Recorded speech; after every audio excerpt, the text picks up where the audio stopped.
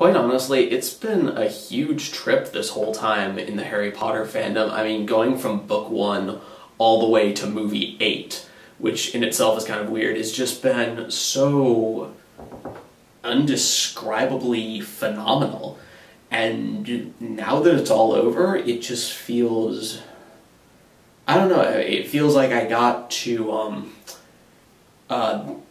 the end of the Oregon Trail, really. And now we as Potter fans get to sit here on the Great Wide Prairie and reap the benefits of our journey, which is really just going back along our journey and reading our favorite parts. But yeah, Harry Potter and the Deathly Hallows Part 2. What can I say? I mean, I really liked it. It held together as a movie. It held together as a two-part movie, with the first part much better, way much better than the last two Matrix movies or anything like that. Like, yeah, for these past two, there's really been no fat to chew.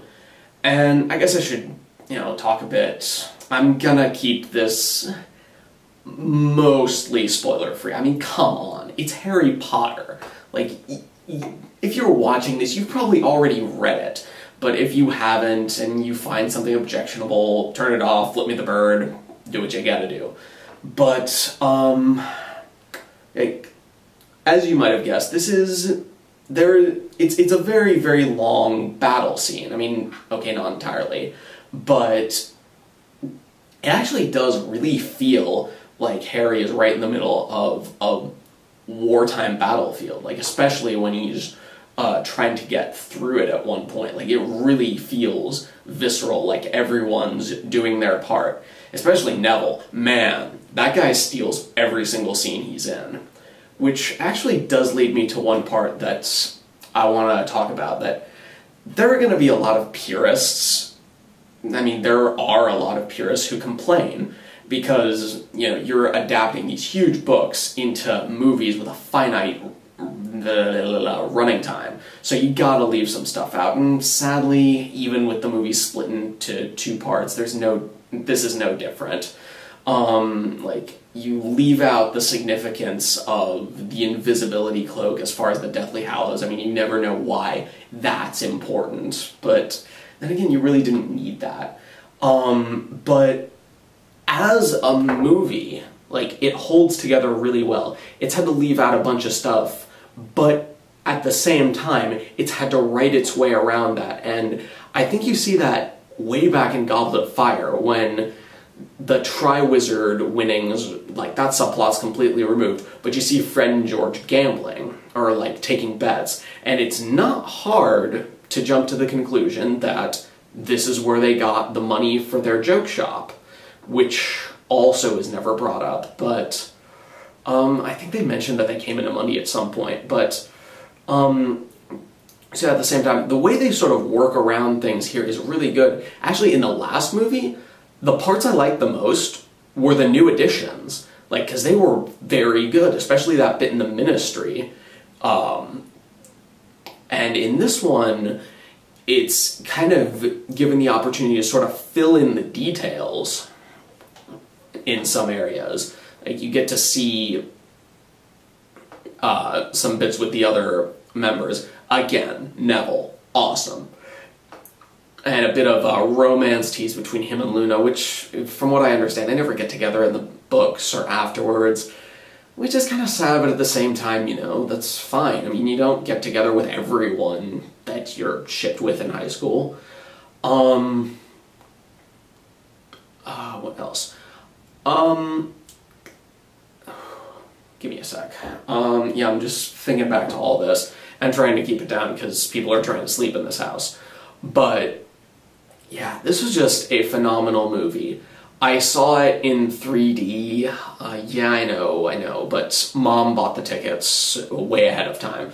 So I'm just gonna say this right now, dodge the 3D. It doesn't, okay, when it works, but there are a lot of times where it just doesn't look good, mainly because when you get some stuff in the background, you get double vision of it, and that's just really, yeah.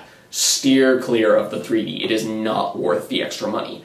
Which also reminds me, in the lobby of my theater, I got a sneak peek, which was also attached to the Harry Potter brand, that's what they used to promote it, of the next evolution in theater going. I forget what it's called. I think it's called something like Real D or D seats, but oh god, basically it's like this.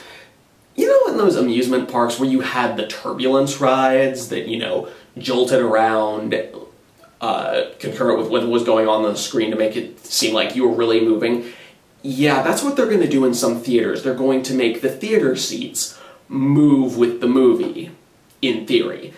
And that just seems like a phenomenally bad idea. Because, oh god, yeah, so you're giving people headaches with 3D, and now you're going to give them motion sickness. Yeah, good job. Yeah, I get it. You want to immerse people in the experience. I mean, I guess this is their way of competing with video games, but it just seems like a bad idea. Like, almost a step backwards. Like, who would pay for that? What theater would want that in there? I wouldn't. But back to the movie. There were some things that didn't work. For all I say about how they worked around the stuff that cut out, there were some things that they left in that didn't make a lot of sense. Like, mentioning of Lupin's son. No, Lupin at this point had not been, like, they hadn't mentioned Lupin's son at all. So, at the end where he's like, oh, I'm sorry that such and such, even your son, and it just comes out of nowhere. And if you hadn't read the books, you wouldn't have known he had a son at all, so it would have just been a real shock.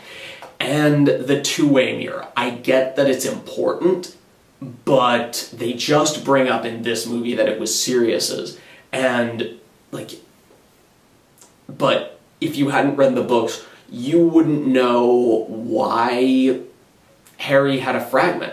I mean, I still don't know how he got a fragment in the movies, like, because it showed a piece missing from the mirror, and it's assumed that that's what he had, but, like, yeah, we don't show him getting it, we don't show Sirius giving it to him, and I think just, like, one line of dialogue for each of them could have fixed it.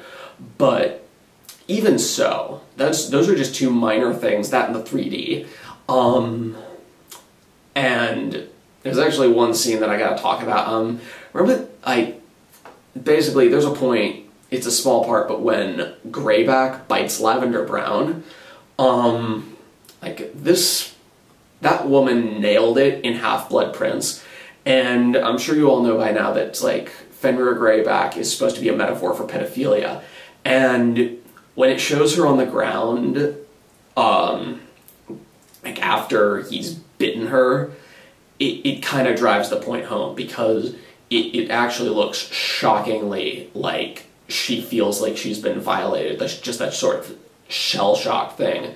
And it was just, like, breathtaking. Like, I will admit, I didn't think David Yates was up to the challenge in Order of the Phoenix, because that was my least favorite. I felt like it didn't flow, but yeah, I'm really glad they stuck with this guy. Like, that was a good choice. And, wow, it just, yeah, this was grand. It was big. And, like, there were no punches pulled on either side. And, like, the main thing, the main point that I should bring up is that come a certain point, it diverges, it's like the same things are happening, but there's a big divergence from the books, because instead of Harry just, like, verbally beating down Voldemort, which I thought was good, but I understand why people have a problem with it, like, they actually go into a huge fight, which I really liked. Like, they use the entire castle for it, and there's some part where they even get down and dirty, and Voldemort performs some very apt knowledge of, performs some very apt adequacy at Muggle dueling. And of course, there's a part where he's uses his robe to attack Harry, and gives a lot of Japanese fangirls some very interesting fictions for the next few months. And you know what? I actually want to address something, because there's this thing that's been going on through the movies. It's not apparating. It's like the wizards are traveling along, like this thing they do where they're going through the air and there's like a black trail behind them or a white trail. And originally it was supposed to be a stand-in for apparating, but we've seen apparition and it doesn't look like that. So like, is that they're supposed to be flying? Like, I guess it's kind of cool-ish. I mean, it's a little Dragon Ball Z, but I don't know, I guess it's not impossible. I know Voldemort was supposed to be the only person that can fly in the books, I mean, taught to Snape, but yeah, that must have been a really weird day in the movieverse when he came up to the Death Eaters. He's like, "All right, my children, today I'm going to teach you how to take to the sky." And some Death Eater's like, "That's bollocks, there's no one in the world that can fly like that." Oh, really? No one in the world who can fly like that? Oh, I say, Miss Bagshot, we are knowledgeable today, aren't we, a little Merlin today? Pardon me, no more butterbeer for me, my darling house elf. I'm off to play the grand piano. Accio grand piano for you, sir. So, yeah, in fact, a lot of the battle divergence I thought was pretty good. Which is going back to what I said before. As movies, these work. Like, I know there are a bunch of purists out there who nitpick on every minor change, but purists suck. Sorry, it's true. Like, I'm sure some purists are very nice people, but when they get nitpicky and annoying, they suck. And I guess the only other thing I could say is Ron and Hermione's kiss. Like, it's different here, and it works. Like, there's nothing here apart from, yeah, even the 3D, but like, there's nothing in this movie that fails to me. Like, it's all good, but different degrees of good, and this was on a lower degree of good, but still.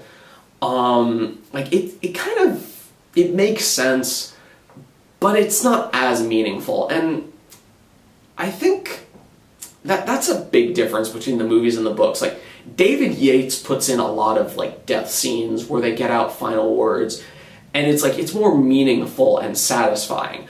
But when J.K. killed someone, like, it was brutal. It was very true to how someone would die. Like, it was brutal, it was abrupt, and, like, it was kind of cruel.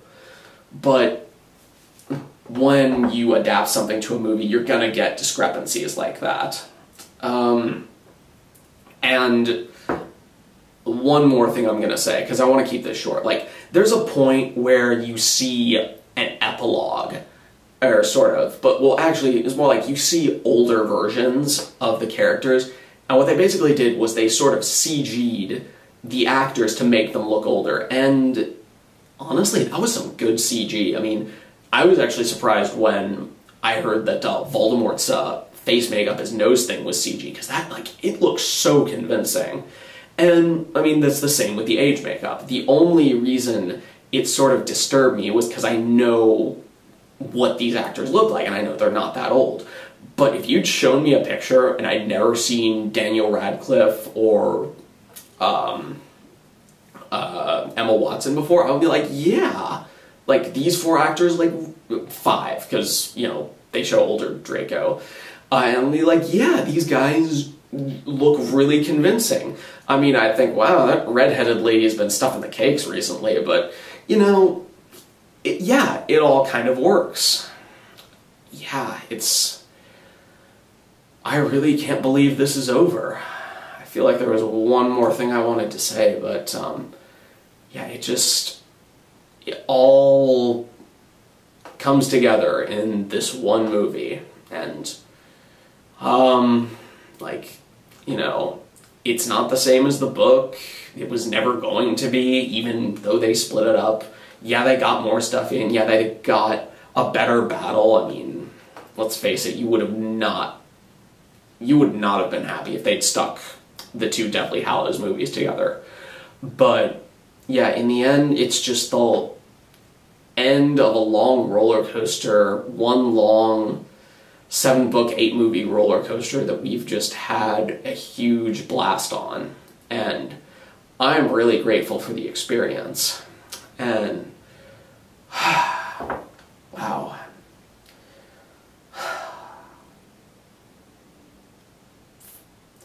Please excuse the pun, but it's been magical.